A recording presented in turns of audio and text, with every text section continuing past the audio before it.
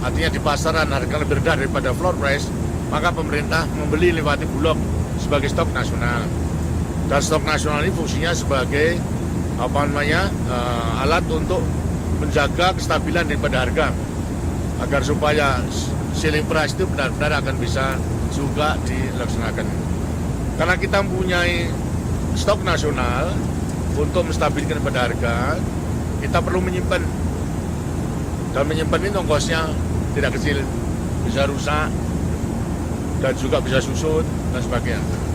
Kebetulan negara-negara selatan ini banyak yang belum bisa memenuhi produksinya. Tempo-tempo juga kekurangan karena keadaan iklim dan sebagainya. Sehingga kekurangan sekali pangan. Untuk membeli tidak mungkin segera, divisinya tidak ada. Maka Indonesia mengambil suatu kebijaksanaan untuk meminjamkan beras yang dalam soal ini menjadi stok nasional tersebut kepada negara-negara yang membutuhkan, untuk nanti dikembalikan dalam wujud beras, atau memang kalau mampu dibayar pula dengan harga di pasaran.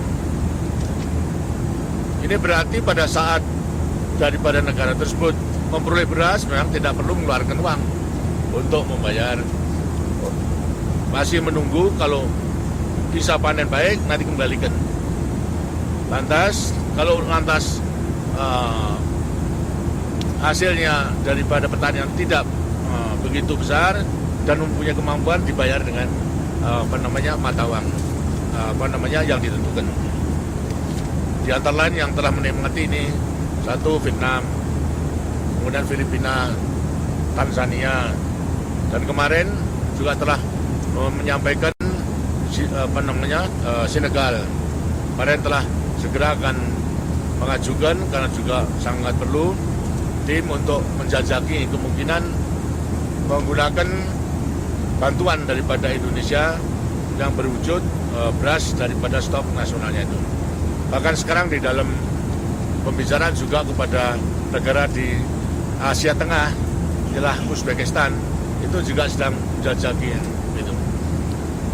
Dan ini berarti merupakan salah satu kerjasama pangan, food security, yang perlu kita berikan pada negara-negara selatan ini.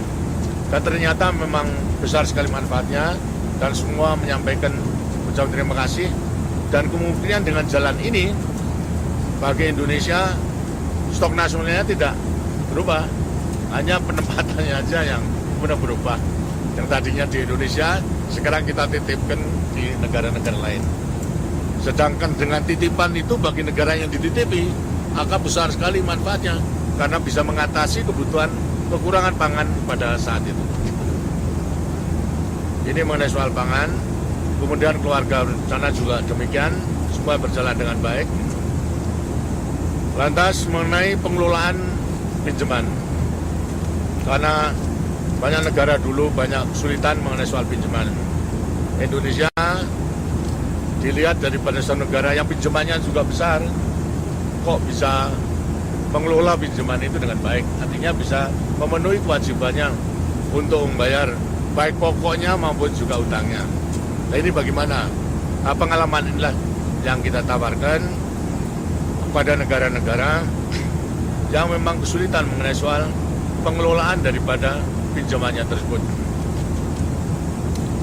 Di antara 103 negara yang sekarang sudah menjadi 108 negara anggota non-blok, kurang lebih 50 negara yang betul-betul kesulitan mengenai soal pinjaman. Di antara 50 itu adalah 18 negara yang betul-betul tidak mampu dan mungkin mampu untuk membayar kembali daripada pinjamannya itu.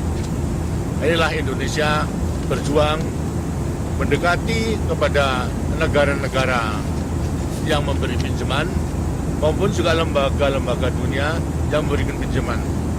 Karena pinjaman daripada negara-negara berkembang itu ada 3 macam.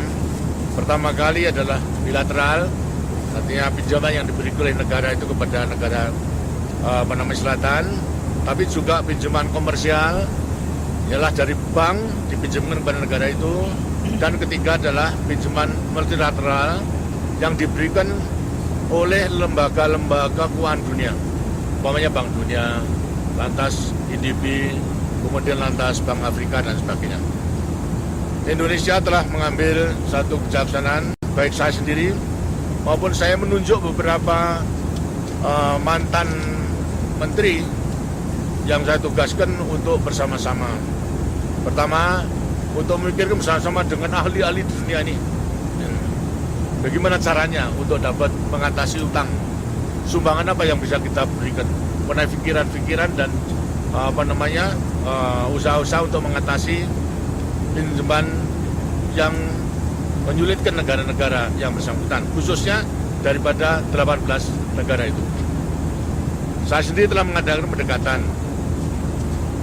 baik pada negara maupun juga secara kebetulan kemarin itu saya bertemu dengan presiden daripada Bank Dunia yang hubungan dengan pinjaman multilateral tersebut.